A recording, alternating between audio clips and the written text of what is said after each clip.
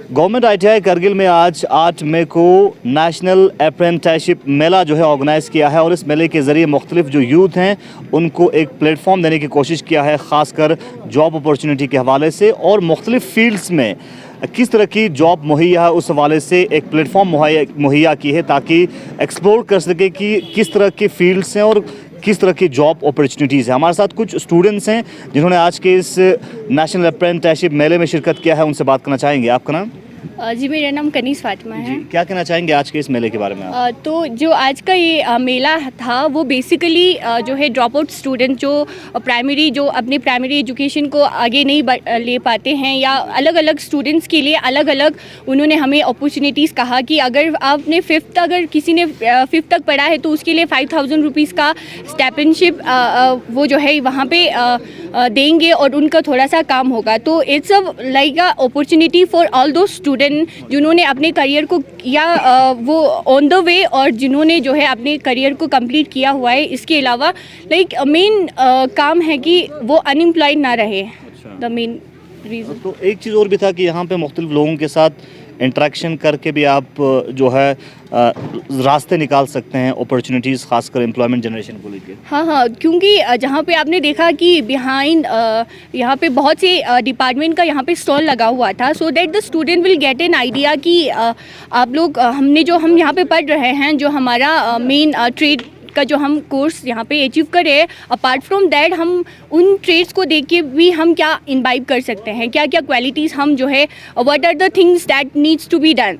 अगर यहाँ पे कुछ चीज़ें हैं तो उसमें हम क्या मॉडिफिकेशन ला सकते हैं। तो बेसिकली यही था कि अलग अलग स्कोप्स को जो है यूथ में जनरेट करने का, ताकि कोई भी जो है और मेन जो यहाँ पे जो एक्सपर्ट आए हुए थे उन्होंने कहा कि main reason is to imbibe the quality of entrepreneurship so that not a single youth will strive for employment, rather they will have the ability कि वो दूसरों को employment दे सके। that was the main motive।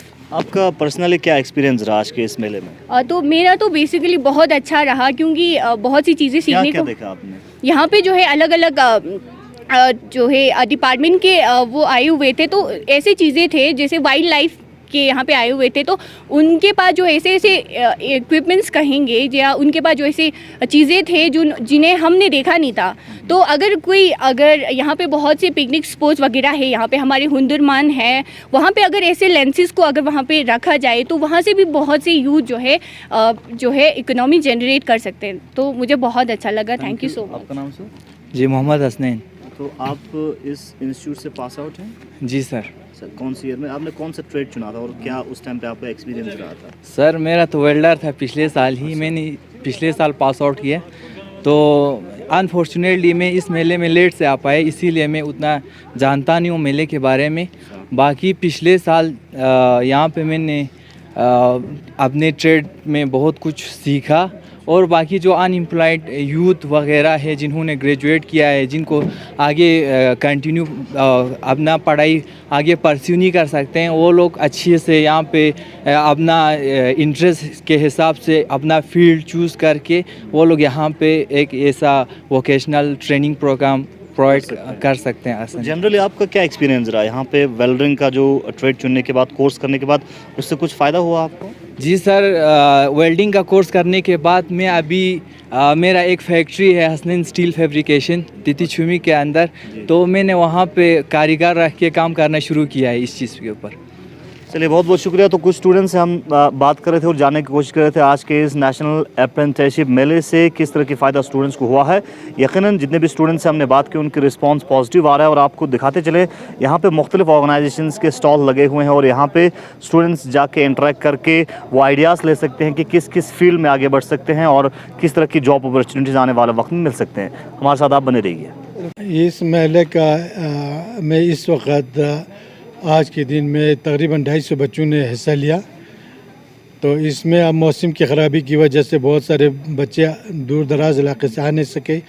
इसके अलावा हमारे इस में पॉलिटेक्निक कॉलेज के जो बच्चे हैं उनका एग्ज़ाम होने की वजह से वो लोग पार्टिसिपेट नहीं कर सके। तो कुल मिला के जो बच्चे यहाँ पे आए थे उनका अभी सेकंड शिफ्ट में उनका रजिस्ट्रेशन हम शुरू कर रहे हैं। तो इस का रजिस्ट्रेशन करने का मतलब इसमें हमारे पास आउट कैंडिडेट्स पे होंगे और हमारे रेगुलर कैंडिडेट्स पे होंगे।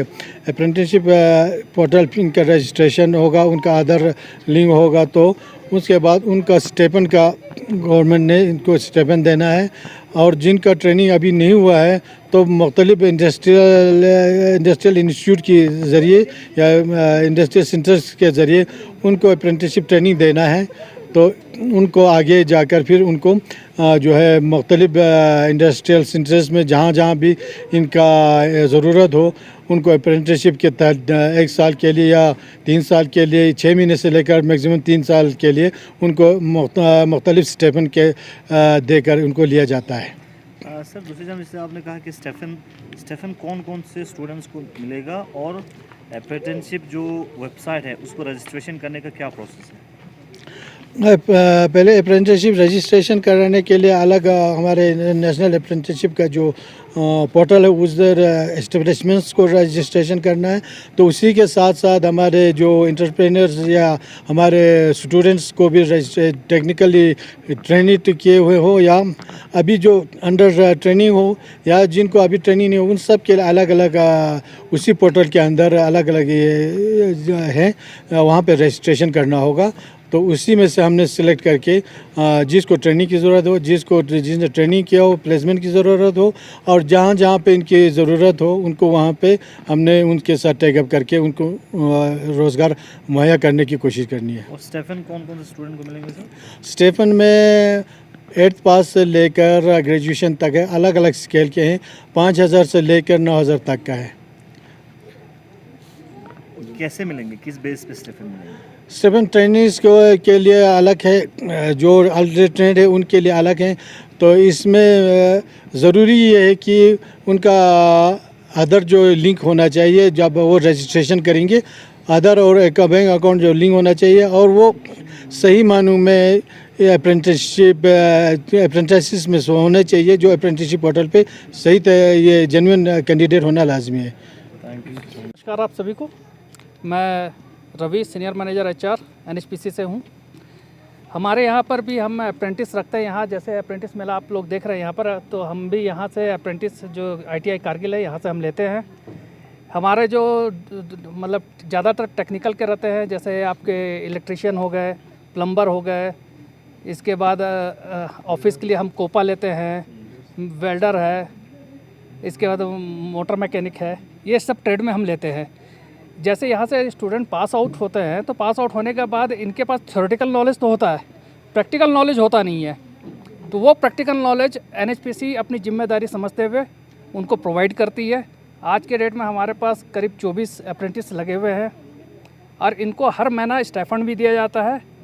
स्टाइफंड हम यहाँ दे करीब 12,000 के आसपास इनको दे रहे हैं।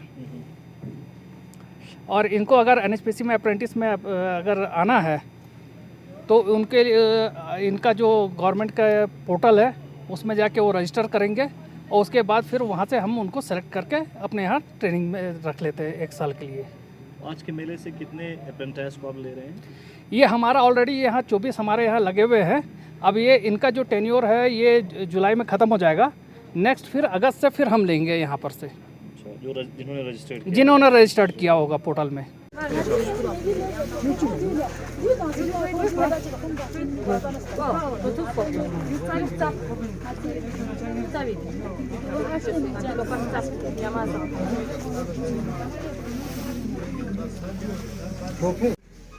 मुज़फ़्फ़र साहब,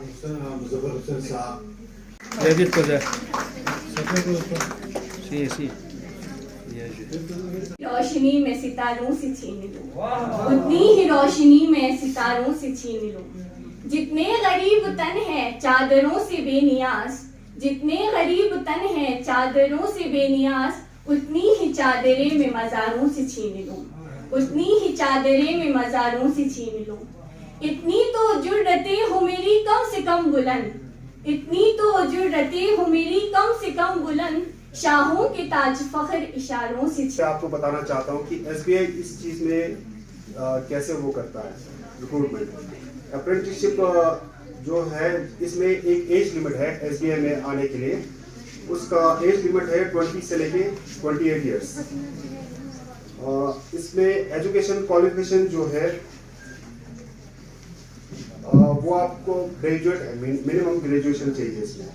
और जो इसका एक ट्रेनिंग का पीरियड है वो 1 साल का होता है SBI में। और इसमें हम सारे गवर्नमेंट ऑफ इंडिया के सारे रूल्स एंड रेगुलेशन फॉलो करते हैं सर। तो इसमें एक स्टाइपेंड भी दिया जाता है 1 साल के लिए, वो 15,000 है। रहा है ये डे आउट लद्दाख और JNK में, तो आज लेह में भी चल रहा है, यहाँ पे भी चल रहा है। हम सभी को पता है कि आज का ये दौर सिर्फ पढ़ना लिखा होने से हमारा जिंदगी शायद आराम वाली जिंदगी ना हो, क्योंकि ज़माना ऐसा है कि जो आदमी स्किल जानता हो, चाहे वो पढ़ा लिखा भी हो, अगर स्किल नहीं जानता हो तो शायद वो ज़्यादा अर्न नहीं कर सकता है।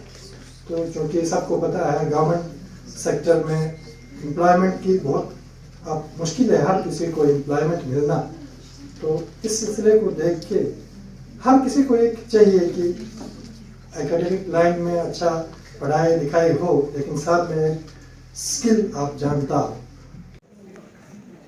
Labour department welfare scheme benefit financial assistance labour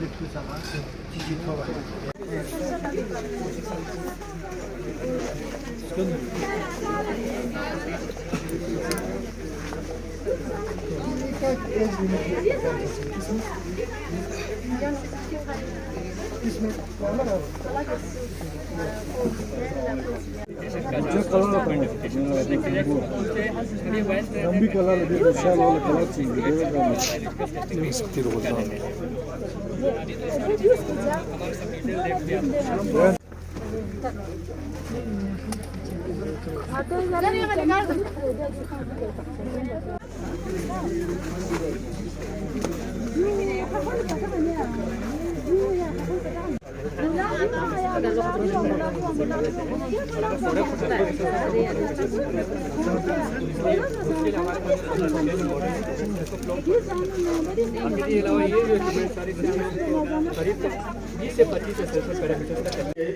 उनको और भी ज़्यादा से ज़्यादा लोग तैयार करना है।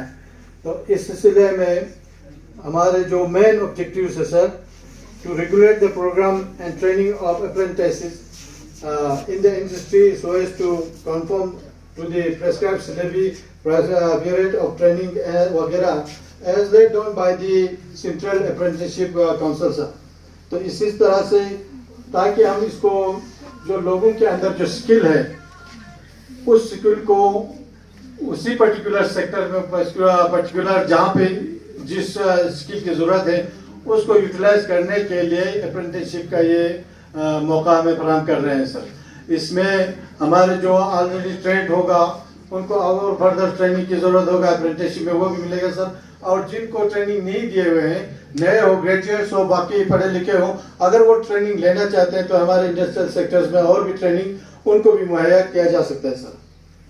ये एक जो है सर 1961 में शुरू हुआ है और इसको बार बार 1973 में और 78 में इसमें अमेंडमेंट भी हुए हैं सर। इस अमेंडमेंट के तहत पहले जो सिर्फ ट्रेंड जो अप्रेंटिस थे उन्हीं को अप्रेंटिसशिप के लिए जाते थे। तो इस अमेंडमेंट के तहत जो अनट्रेंड है, जो ग्रेजुएट्स हैं, जो एकेडमिक क्वालिफाइड हैं, तो उनको भी अप्रेंटिसशिप ट्रेनिंग देने के बाद इसमें शामिल किए जाते हैं सर।